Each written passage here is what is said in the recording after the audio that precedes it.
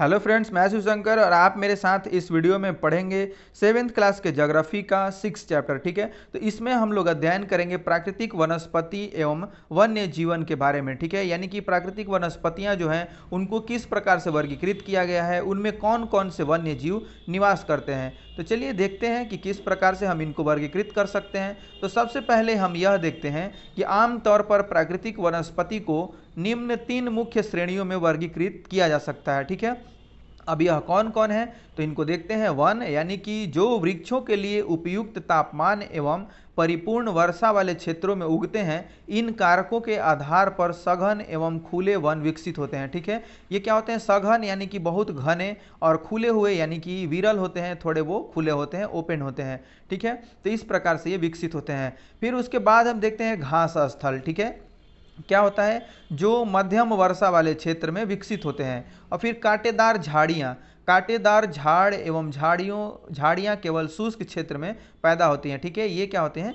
शुष्क क्षेत्र में जो कुछ गर्म स्थान होता है वहाँ पर ये पैदा होती हैं, यहाँ पर ये उगते हैं। अब प्राकृतिक वनस्पति के प्रकार में बदलाव का मुख्य कारण जलवायु का बदलाव है। ये जो आप जलवायु देख यानी कि जो वनस्पतियों के प्रकार में जो बदलाव देखते हैं आप, वो किसके कारण होता है? तो यह होता है जलवायु के बदलाव के कारण। ठीक है, जो जलवायु में मुख्य परिवर्तन होते हैं उनके कारण होता है। आइए हम विश्व की विभिन्न प्रकार की प्राकृतिक वनस्पतियों, उनके गुण एवं वहाँ प्रवास करने वाले वन्य जीवों की जानकारी प्राप्त करें। ठीक है, यानी कि जो जानकारी हमें मिलनी चाहिए कि कौन कहाँ से जीव रहते हैं, कौन कहाँ पे किस प्रकार के वन पाए जाते हैं, तो अब उसको हम अध्ययन करते हैं। अब देखते हैं कि वन क्या है। ये वन तो हमने देखा है कि यहाँ पे पेड़ पौधे अपना क्या करते हैं? विकास खुद से करते हैं, और वहाँ पे वो अपना पोषण खुद से पूरा करते हैं। इनको हम वन कहते हैं। ठीक है, अब वन कितने प्रकार के होते हैं हम उनको पढ़ते हैं। तो उष्ण कटिबंधीय सदाबहार वन, ठीक है, यानी कि ये इनका क्या क्षेत्र होता है? उष्ण कटिबंधीय सदाबहार वन कहाँ पाए जाते हैं? तो अब हम देखते हैं कि इन वनों को उष्ण कटिबंधीय वर्षा वन भी कहते हैं। इनको हम क्या कहते हैं और इनका क्या नाम है? तो उष्ण कटिबंधीय वर्षा वन भी इनका नाम है। ये घने वन भूमध्य रेखा एवं उष्ण कटिबंध के पास पाए जाते हैं। आप भूमध्य रेखा और जो भी आप कर्क रेखा, मकर रेखा है, उसको एकदम अपने दिमाग में रखेंगे तो आपको इन वनों की भी जो स्थिति है वो समझ में आ जाएगी, स्पष्ट समझ में आ जाएगी। तो ये हम पीछे अपने जो पिछले क्लासेस हैं उनमें हम अध्ययन कर चुके हैं, तो आप उन सभी वीडियोस को जरूर देखते चलेंगे। अब हम यहाँ क्या देखते हैं कि ये घने वन भूमध्य रेखा एवं उष्ण कटिबंध के पास पाए जाते हैं। ठीक है, अब ये क्षेत्र गर्म होते हैं एवं पूरे वर्ष यहाँ अत्यधिक वर्षा होती है। यहाँ पे क्या होती है? वर्षा होती रहती है, ये गर्म भी होती है। अब हम देखते हैं कि चूंकि यहाँ का मौसम कभी शुष्क नहीं होता, इसलिए यहाँ के पेड़ों की पत्तियाँ पूरी तरह नहीं झड़ती हैं। क्या होता है? बहुत ज़्यादा शुष्क नहीं होता कभी मौसम यहाँ का, इसलिए यहाँ के पेड़ों की पत्तियाँ क्या है? पूरी तरीके से कभी नहीं झड़ती हैं। ठीक है, इसलिए इन्हें हम सदाबहार वन कहते हैं, क्योंकि यहाँ की पत्तियाँ क्या होती हैं? इनके पेड़ों की पत्तियाँ झड़ती नहीं हैं। अब काफ़ी घने वृक्षों की मोटी वितान के कारण दिन के समय भी सूर्य का प्रकाश वन के अंदर नहीं पहुंच पाता है। ठीक है, यानी कि वो क्या करती हैं? बहुत ज़्यादा ये घनी होती हैं। ये वन क्या होते हैं? बहुत ज़्यादा घने होते हैं। अब उनमें हम क्या देखते हैं कि घने होने के कारण एक छत सा बन जाता है, जिनको हम वितान कहते हैं। वो क्या होता है? एक मोटी छत बन जाती है, जिनको हम वितान बोलते हैं। वो अपने अंदर क्या करती है? सूर्य के प्रकाश को भी प्रवेश नहीं करने देती है। ठीक है, अब हम क्या देखते हैं कि आमतौर पर यहाँ दृढ़ काष्ठ वृक्ष जैसे कि रोजवुड, आबनूस और महोगनी ये पाए जाते हैं। ठीक है, ये वहाँ पे पाए जाते हैं। अब ये क्षेत्र कौन कौन से हैं इस बॉक्स में, क्या आप जानते हैं? इसको भी देख लेते हैं आगे बढ़ने से पहले। तो ब्राजील के उष्ण कटिबंधीय सदाबहार वन इतने विशाल हैं कि ये पृथ्वी के फेफड़े की तरह प्रतीत होते हैं। आप ये बता सकते हैं क्यों? ठीक है, पृथ्वी के फेफड़े यानी कि वनों को इसलिए कहा जाता है, आप जो हरे भरे वन होते हैं इनको फेफड़े के रूप में ही परिभाषित किया जाता है। इसलिए किया जाता है, यह क्या होते हैं? ऑक्सीजन देते हैं। ठीक है, ये हमें ऑक्सीजन देते हैं और पृथ्वी को पूरी तरीके से जकड़ करके रखते हैं। ठीक है, और कार्बन डाइऑक्साइड जो होता है उसका उपयोग करते हैं बहुत ज़्यादा मात्रा में। तो हम हमारे लिए ये पूरा एक वातावरण तैयार करते हैं जो वन है, इसलिए वनों को क्या कहा जाता है? फेफड़ा कहा जाता है। ठीक है, अब हम क्या देखते हैं कि ये सभी जो काष्ठीय वन है यहाँ पे पाए जाते हैं। अब एनाकोंडा विश्व का सबसे बड़ा सांप उष्णकटिबंधीय वर्षा वन में पाया जाता है। ठीक है, यह भी आप देख सकते हैं कि ये उष्णकटिबंधीय यानी कि जो वर्षा वन है उसमें विश्व का सबसे बड़ा सांप एनाकोंडा पाया जाता है। यह मगर जैसे बड़े जानवरों को मार और खा सकता है, मगरमच्छ को भी यह क्या कर सकता है, मार सकता है और उनको खा सकता है। ठीक है, ये जो आप देख रहे हैं उष्णकटिबंधीय सदाबहार वन यानी कि बहुत ज़्यादा घने होते हैं और यह अपने अंदर क्या करते हैं, सूर्य के प्रकाश को भी प्रवेश नहीं करने देते हैं। अब उष्णकटिबंधीय पर्णपाती वन, ठीक है, दूसरा हमारा क्या है, उष्णकटिबंधीय पर्णपाती वन। उष्णकटिबंधीय पर्णपाती वन मानसूनी वन होते हैं। ये क्या होते हैं, मानसूनी वन होते हैं, जो भारत, उत्तरी ऑस्ट्रेलिया एवं मध्य अमेरिका के बड़े हिस्से में ये पाए जाते हैं। ठीक है, इन क्षेत्रों में मौसमी परिवर्तन होते रहते हैं। जल संरक्षित रखने के लिए शुष्क मौसम में यहाँ के वृक्ष पत्तियां झाड़ देते हैं। ठीक है, यानी कि उष्णकटिबंधीय जो पर्णपाती वन होते हैं उनकी पत्तियां झड़ जाती हैं। ठीक है, अब इन वनों में पाए जाने वाले दृढ़ काष्ठ वृक्षों में साल, सागवान, नीम तथा शीशम है, ये सभी आते हैं इसमें। अब क्या देखते हैं हम कि ये दृढ़ काष्ठ वृक्ष फर्नीचर, यातायात से संबंधित जो भी होता है, निर्माण सामग्री बनाने के लिए बहुत उपयोग होते हैं। अब इन प्रदेशों में आमतौर पर हम क्या देखते हैं कि पाए जाने वाले जो जानवर हैं वो बाघ, शेर, हाथी, गोल्डन लंगूर एवं बंदर इत्यादि हैं। ठीक है, तो ये आप क्या देखते हैं कि उष्णकटिबंधीय पर्णपाती वन है। अब क्या देखते हैं कि शीतोष्ण सदाबहार वन। ठीक है, शीतोष्ण सदाबहार वन कौन से हैं, तो यह हम देखते हैं कि शीतोष्ण सदाबहार वन मध्य अक्षांश के तटीय प्रदेशों में है। ये कहाँ है, मध्य अक्षांश के तटीय प्रदेशों में स्थित हैं। ये सामान्यतः महाद्वीपों की पूर्वी किनारे पर पाए जाते हैं। कहाँ पाए जाते हैं, तो महाद्वीपों के पूर्वी किनारे पर पाए जाते हैं, जैसे कि दक्षिण पूर्व अमेरिका, दक्षिण चीन एवं दक्षिण पूर्वी ब्राजील। ठीक है, यहाँ बाज, चीड़ क्या होता है, बांज होते हैं, चीड़ एवं यूकलिप्टस जैसे दृढ़ एवं मुलायम दोनों प्रकार के पेड़ पाए जाते हैं। ठीक है, ये सभी जो पेड़ पाए जाते हैं ये शीतोष्ण सदाबहार वन में पाए जाते हैं। ठीक है, तो ये हमने पढ़ा कि शीतोष्ण सदाबहार वन। उसके बाद देखते हैं कि शीतोष्ण पर्णपाती वन। ठीक है, शीतोष्ण पर्णपाती वन किसको कहते हैं, तो उच्च अक्षांश की ओर बढ़ने पर अधिक शीतोष्ण पर्णपाती वन मिलते हैं। ठीक है, ये उत्तर पूर्वी अमेरिका, चीन, न्यूजीलैंड, चिली एवं पश्चिमी यूरोप के तटीय प्रदेशों में पाए जाते हैं। ठीक है, ये अपनी पत्तियां शुष्क मौसम में झाड़ देते हैं। यहाँ पाए जाने वाले पेड़ में बांज, ऐस, बीज आदि ये सभी हैं। ठीक है, हिरण, लोमड़ी, भेड़िया यहाँ के जानवर हैं जो अमूमन यहाँ पाए जाते हैं। अब देखते हैं हम कि फीजेंट तथा मोनाल जैसे पक्षी भी यहाँ पे पाए जाते हैं। ठीक है, फीजेंट, ये फीजेंट पक्षी है, ये भी यहाँ पे पाए जाते हैं शीतोष्ण पर्णपाती वन में। ठीक है, शीतोष्ण पर्णपाती वन में ये पाए जाने वाले दो पक्षी हैं, फीजेंट और मोनाल। अब क्या देखते हैं कि भूमध्य सागरीय वनस्पति। ठीक है, भूमध्य सागरीय जो वनस्पति होती है उसका अध्ययन करते हैं। तो महाद्वीपों के पूर्व एवं उत्तरी किनारों में अधिकांश भाग शीतोष्ण सदाबहार एवं पर्णपाती पेड़ से ढके हैं। ठीक है, जो शीतोष्ण सदाबहार वन है और पर्णपाती वन है वहाँ पे पाए जाते हैं। कहाँ पे, तो महाद्वीपों के पूर्व एवं उत्तर पूर्व में। ठीक है, पूर्व एवं उत्तर पूर्व जो किनारे हैं वहाँ पे ये पाए जाते हैं। अब महाद्वीपों के पश्चिमी एवं दक्षिण पश्चिमी किनारे भिन्न हैं। ये क्या होते हैं, कुछ अलग हैं। यहाँ भूमध्य सागरीय वनस्पतियाँ पाई जाती हैं। ठीक है, यहाँ क्या पाई जाती हैं, जो वनस्पति पाई जाती है उसका नाम है भूमध्य सागरीय वनस्पति।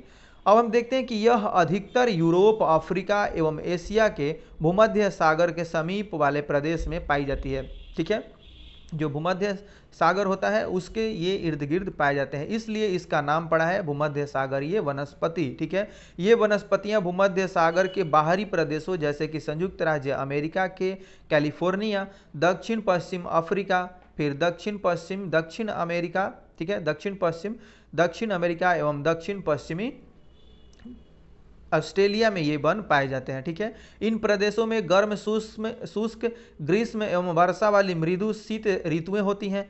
इन क्षेत्रों में आमतौर पर संतरा, अंजीर, जैतून एवं अंगूर जैसे ये नींबू वंश के फल पैदा होते हैं। ठीक है, ये सभी यहाँ पे पाए जाते हैं क्योंकि लोगों ने अपनी इच्छा अनुसार कृषि करने के लिए यहाँ की प्राकृतिक वनस्पति को क्या किया है, हटा दिया है। यहाँ वन जीवन कम है। अब हम देखते हैं शंकुधारी जो वन है उनको। अब आप क्या जानते हैं इनको देख लेते हैं, उसके बाद आगे बढ़ेंगे। भूमध्य सागरीय वृक्ष शुष्क ग्रीष्म ऋतु में स्वयं को ढाल लेते हैं। ठीक है, ये क्या करते हैं कि शुष्क ग्रीष्म ऋतु में स्वयं को खुद से ढाल लेते हैं, यानी कि अडॉप्ट कर लेते हैं। वनों में भी ऐसी प्रवृत्ति पाई जाती है कि वो अपने को वहाँ के वातावरण के अनुसार ढाल लेते हैं। इनकी मोटी छाल एवं पत्तियाँ वाष्पोत्सर्जन को रोकती हैं। क्या करती हैं? इनको रोकती हैं। जो वाष्पित होकर इनसे जल बाहर निकलने वाला होता है उसको ये रोकती हैं। कौन? तो मोटी छाल और इनकी जो पत्तियां होती हैं वो। अब भूमध्य सागरीय प्रदेश को फलों की कृषि के कारण विश्व का फलोदान भी कहा जाता है। यहाँ पे यानी कि फलों का उत्पादन बहुत ज़्यादा होता है जो भूमध्य सागरीय प्रदेश हैं। ठीक है, अब आगे बढ़ते हैं। अब हम यहाँ क्या देखते हैं कि शंकुधारी वन। ठीक है, शंकुधारी वन क्या होता है उसको देखते हैं। तो उत्तरी गोलार्ध के उच्च अक्षांशों में भव्य शंकुधारी वन पाए जाते हैं। ठीक है, यानी कि ये 50 डिग्री से 70 डिग्री के बीच में पाए जाते हैं उत्तरी गोलार्ध के जो उच्च अक्षांश के जो इलाके हैं वहाँ पे। और हम क्या देखते हैं कि इन्हें टैगो भी कहा जाता है, टैगा भी कहा जाता है। ठीक है, इन्हें टैगा कहा जाता है। और टैगा का क्या अर्थ होता है? यह रूसी भाषा में टैगा का अर्थ होता है शुद्ध या अनछुआ। ठीक है, जिसको छुआ नहीं गया हो वह शुद्ध है, यानी कि अनटच्ड है। ठीक है, टैगा का मतलब यही होता है रूसी भाषा में। इन्हें क्या कहा जाता है? टैगा कहा जाता है। ये वन अधिक ऊंचाई पर भी पाए जाते हैं। इन्हीं वृक्षों को क्या होता है कि जो सलीमा ने, यानी कि जो ऊपर आपको बच्चों के पढ़ने का जो क्रम दिखाया जाता है उसको यहाँ पे वर्णन किया गया है। क्या देखते हैं कि इन्हीं वृक्षों को सलीमा ने हिमालय में प्रचुर मात्रा में देखा था, यानी कि ये जो वृक्ष हैं हिमालय में भी प्रचुर मात्रा में पाए जाते हैं। हिमालय के क्षेत्र में ये लंबे नरम काष्ठ वाले सदाबहार वृक्ष होते हैं। इन वृक्षों के काष्ठ का उपयोग लुगदी बनाने के लिए किया जाता है जो सामान्य तथा अखबारी कागज बनाने के काम आते हैं। ठीक है, अब हम क्या देखते हैं कि नरम काष्ठ का उपयोग माचिस एवं पैकिंग के लिए बक्से बनाने में भी किया जाता है। चीड़, देवदार आदि इन वनों के मुख्य पेड़ हैं। यहाँ सामान्यतः रजत लोमड़ी, मिंक, ध्रुवीय भालू जैसे जानवर पाए जाते हैं। ठीक है, ये सभी जानवर यहाँ पे पाए जाते हैं। अब रूसी भाषा में टैगा का अर्थ क्या होता है? शुद्ध या अनछुआ। ठीक है, जिसको मतलब छुआ नहीं गया हो वह शुद्ध हो, यानी कि प्योर है। अब यही शंकुधारी वन है। आप देख सकते हैं कि यह शंकु के रूप में क्या होते हैं? ऊपर उठते हैं और ये नीचे से क्या होते हैं? ऊपर पतले होते जाते हैं। ठीक है, तो इस प्रकार से क्या होते हैं? हिमाच्छादित शंकुधारी वन। अब घास स्थल क्या है? घास स्थल को देखते हैं कि घास स्थल किस प्रकार से होता है। अब उष्ण कटिबंधीय घास स्थल क्या है? ये वन भूमध्य रेखा के किसी भी तरफ उग जाते हैं। ठीक है, और भूमध्य रेखा के दोनों ओर से उष्ण कटिबंधीय क्षेत्रों तक फैले हैं। यहाँ वनस्पति निम्न से मध्य वर्षा वाले क्षेत्रों में पाई जाती है। ठीक है, पैदा होती है। यह घास काफ़ी ऊंची, लगभग 3 से 4 मीटर की ऊंचाई तक बढ़ सकती है। घास यानी कि 3 से 4 मीटर की ऊंचाई या बहुत बड़ी लंबी ऊंचाई है, बहुत ज़्यादा ऊंचाई है, वहाँ तक क्या होते हैं? ये बढ़ सकती हैं। अफ्रीका का सवाना घास इसी का प्रकार है। ठीक है, इसी प्रकार का है। अब इसमें हम क्या देखते हैं कि अफ्रीका का जो सवाना है वह किस प्रकार का है? तो यह उष्ण कटिबंधीय घास स्थल है। ठीक है, अब सामान्य इस रूप में क्या होता है कि उष्ण कटिबंधीय जो घास स्थल है उसमें क्या होते हैं? हाथी, जेब्रा, जिराफ, हिरण, तेंदुआ आदि ये सभी जानवर पाए जाते हैं। ये उष्ण कटिबंधीय घास स्थल के ये आप चित्र देख सकते हैं। ठीक है, ये यानी कि एक गेहूं के पेड़ जैसे, गेहूं के पौधे जैसे आपको दिखाई दे रहे हैं यहाँ पे, एक पूरा भूरा भूरा सा, और ये सुनहरे कलर के आपको दिख रहे हैं। और ये क्या होते हैं कि 3 से 4 मीटर तक लंबे बढ़ सकते हैं। ठीक है, ये क्या है? उष्ण कटिबंधीय घास स्थल है। और यह कहाँ पे विकसित होते हैं? तो यह विकसित होते हैं भूमध्य रेखा के किसी भी तरह, मतलब यानी कि ये दोनों तरफ विकसित हो जाते हैं। ठीक है, भूमध्य रेखा के दोनों तरफ विकसित हो जाते हैं जो उष्ण कटिबंधीय क्षेत्र तक फैले होते हैं। ठीक है, तो अब आगे बढ़ते हैं और देखते हैं कि शीतोष्ण घास स्थल क्या है। शीतोष्ण घास स्थल ये मध्य अक्षांशीय क्षेत्रों और महाद्वीपों के भीतरी भागों में पाए जाते हैं। यहाँ की घास आमतौर पर छोटी एवं पौष्टिक होती है। शीतोष्ण प्रदेशों में सामान्यतः जंगली भैंस, बाइसन और एंटीलोप पाए जाते हैं। ठीक है, ये सभी जानवर इसमें पाए जाते हैं जो कि भैंस, जंगली भैंस, बाइसन और एंटीलोप होते हैं। अब कटीली झाड़ियाँ, ठीक है, ये क्या होती हैं? तो ये हैं शुष्क रेगिस्तान जैसे प्रदेशों में पाई जाती हैं। उष्ण कटिबंधीय रेगिस्तान महाद्वीपों के पश्चिमी किनारे पर पाए जाते हैं। तीव्र गर्मी एवं बहुत कम वर्षा के कारण यहाँ वनस्पति की कमी रहती है। ठीक है, यानी कि वनस्पति यहाँ पे बहुत कम ही रहती है। अब यदि आप ध्रुवीय प्रदेशों में जाएंगे तो वह स्थान आपको अधिक ठंडा मिलेगा। ठीक है, जो ध्रुवीय प्रदेश होते हैं वह स्थान क्या होते हैं? ठंडे होते हैं। यहाँ बहुत ही सीमित प्राकृतिक वनस्पति मिलती है। यहाँ केवल काई, लाइकेन एवं छोटी झाड़ियाँ पाई जाती हैं। ठीक है, ये अल्पकालिक ग्रीष्म ऋतु के दौरान विकसित होती हैं, यानी कि आप वहाँ देखेंगे तो वनस्पति होती ही नहीं है, लेकिन जो थोड़ी मात्रा में वहाँ पे गर्मी पड़ जाती है उसके कारण क्या होती हैं कि जो काई और लाइकेन के रूप में झाड़ियाँ जो छोटी छोटी होती हैं वह विकसित हो जाती हैं। ठीक है, अब ये वनस्पतियाँ यूरोप, एशिया एवं उत्तरी अमेरिका के ध्रुवीय प्रदेशों में पाई जाती हैं, यानी कि जो ये पोलर रीजन होते हैं वहाँ पे ये वनस्पतियाँ पाई जाती हैं। अब यहाँ जानवरों के शरीर में मोटा फर एवं मोटी चमड़ी होती है जो उनको क्या करता है, ठंडी जलवायु से उनको सुरक्षित रखता है। अब यहाँ पाए जाने वाले कुछ जानवर हैं जिनमें सील और वालरस, कस्तूरी बैल, ध्रुवीय उल्लू, ध्रुवीय भालू और बर्फीली लोमड़ी, ये सभी यहाँ पे पाए जाते हैं। ठीक है, तो अब हम देखते हैं क्या आप जानते हैं, इनको देख लेते हैं। अब विभिन्न प्रदेशों में जो घास स्थल पाए जाते हैं उनको यहाँ पर दिया गया है। उष्ण कटिबंधीय घास स्थल है जो कि पूर्वी अफ्रीका यानी कि सवाना, ब्राजील का कंपोस, वेनेजुएला का लानोस। अब शीतोष्ण जो कटिबंधीय घास स्थल है यानी कि अर्जेंटीना में जो पाया जाता है उसको हम पैम्पास बोलते हैं।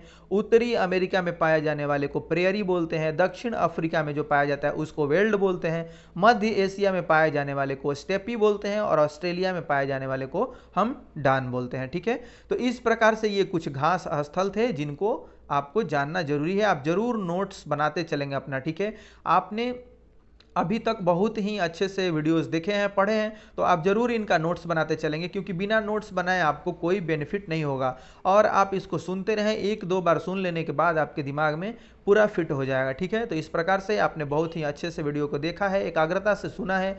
आपका बहुत बहुत धन्यवाद। मिलते हैं नेक्स्ट वीडियो में। Thanks for watching this video.